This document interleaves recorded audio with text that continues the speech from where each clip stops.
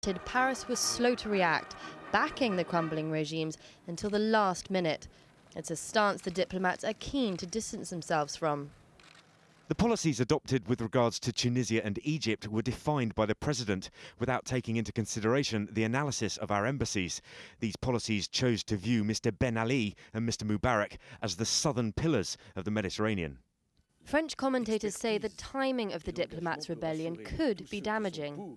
It is a very sensitive time for Nicolas Sarkozy, who, again, is a candidate to his re-election, which will take place. I mean, the elections are taking place next year. Foreign policy is at the heart of political culture in France. Let us not forget that France has the biggest diplomatic representation in the world after the US. The response from Sarkozy's team has been to say, "We don't like anonymous letters," and to cast doubt over whether the writers are in fact diplomats. But a recent poll in the newspaper Libération indicates the French people agree with the envoys. 72% say France's image in the world has deteriorated since Sarkozy took the presidency in 2007. Charlie Angela, Al Jazeera. The Russian President Vladimir Putin has likened the EU's new energy framework to property confiscation. He made the comments following a meeting with the head of the European Commission, José Manuel Barroso, during 2 days of talks in Brussels. EU's plans would stop suppliers of oil or gas from also directly managing pipelines, a move that would impact on Russia's giant Gazprom company. And that's all from London. Time to rejoin Taimur Nabili in Doha. Stephen, thanks very much indeed.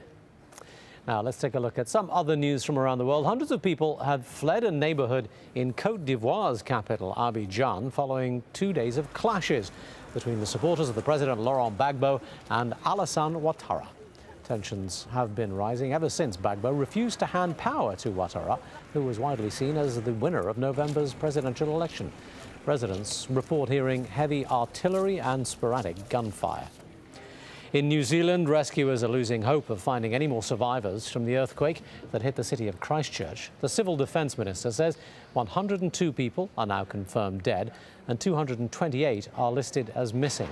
More than 24 hours have passed with no signs of life from under the rubble. Water, electricity and sewerage remain cut off in parts of the city, and fuel is said to be running short. And in Indonesia, the cleric Abu Bakar Bashir has denied helping set up, fund and arm a new terror cell in the west of the country. The 72-year-old has told judges at the South Jakarta District Court that he's the victim of a US conspiracy. Prosecutors say this apparent new cell was planning to assassinate the president of Indonesia and launch attacks on foreigners in the capital, Jakarta. Now, let's catch up with some of the news from the sporting world. Here's Joe. Taimur, thank you very much. We begin with tennis, and world number one Caroline Wozniacki is safely through to the Qatar Ladies Open semi-finals. The Dane remained on course for a second straight title after winning in Dubai last week. She was made to work hard in the first set against Flavia Pennetta and took it 6-2. And the 20-year-old produced a clinical finish, disposing of the 15th-ranked Italian 6-love in the second set. Qualifier Peng Shuai of China dispatched third seed Francesca Schiavone on Wednesday, but she struggled to do the same against Marion Bartoli. The Frenchwoman won the first set 6-2 and closed out the second with ease, winning that 6-2 to book her place in the semi-finals. Top seed Roger Federer has reached the semi-finals of the Dubai Tennis Championships. He beat Sergei Stakhovsky 6-3, 6-4 in their quarter-final on Thursday. Federer remains on course to meet Novak Djokovic in the final. The Serb, who's the two-time defending champion, survived an early onslaught from German Florian Mayer. Djokovic winning his match 7-5, 6-1. He'll next play Thomas Berdych of the Czech Republic in the final four. On to some football now, and there are places in the last 16 up for grabs in the Europa League. Here's some of Thursday's matches we've selected for you. Liverpool hosts Sparta Prague. It ended goalless in the first leg and it's 0-0 so far in the second. Spartak Moscow are a goal down to Basel, but can still go through if it stays like this because they won 3-2 in the first leg. Man City will hope for a more positive match after their 0-0 first leg as they host Greek side Aris Thessaloniki. And arguably the tie of the round sees Italy's Napoli travel to Villarreal of Spain, with that game delicately poised after a goalless first match. The Cricket World Cup's top official has come under severe criticism after police battered hundreds of fans with bamboo sticks outside a stadium in Bangalore. Fans were angry at the lack of tickets for Sunday's India versus England match, despite thousands of them queuing overnight outside the Chinnaswamy Stadium. Well, several were left injured when police tried to bring the crowd under control using force.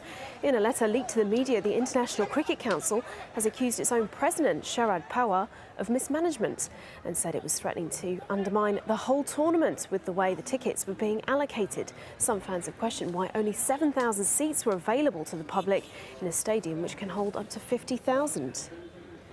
South Africa have underlined their status as one of the favourites to win cricket's World Cup. A century from AB de Villiers helped them beat the West Indies by 7 wickets in their opening group game. Andy Richardson reports from New Delhi. Echoes of another World Cup could be heard in New Delhi ahead of this match between South Africa and the West Indies. Local supporters had seen no international cricket in more than a year prior to this fixture. A dangerous playing surface had resulted in the venue being temporarily banned from hosting games. South Africa hoped opening with spin would exploit any devils in the pitch, and Johan Botha dismissed Chris Gayle in the very first over. Darren Bravo's innings of 73 got the West Indies right back into the game. While 4 wickets on debut from Pakistan-born Imran Tahir ensured the game never got away from South Africa. Dwayne Bravo also took his turn to hit out for the Windies until some hapless running saw him depart for 40. The West Indies subsiding to a below-par total of 222 all out. In reply, South Africa did lose quick wickets. There followed, though, a 100 partnership between Graham Smith and AB de Villiers. De Villiers duly scored a match-winning 100.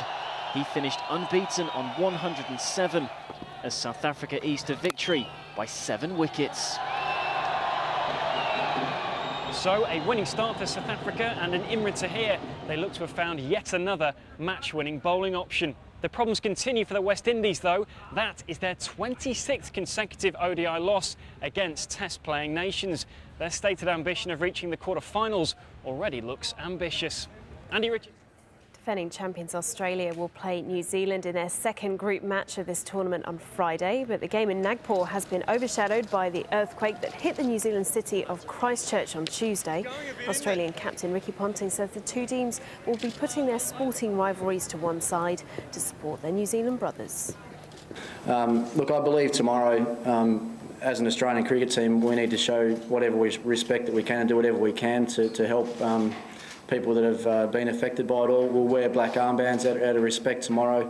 I'll speak to Dan Vittori at the toss tomorrow morning as well, and we'll have a minute's silence, I believe, before the game. So, look, a lot of that stuff is really small little areas that we can try and help out as two national cricket teams. And as we know, we're neighbours, and we sort of treat each other as brothers, and we'll make sure we do that tomorrow.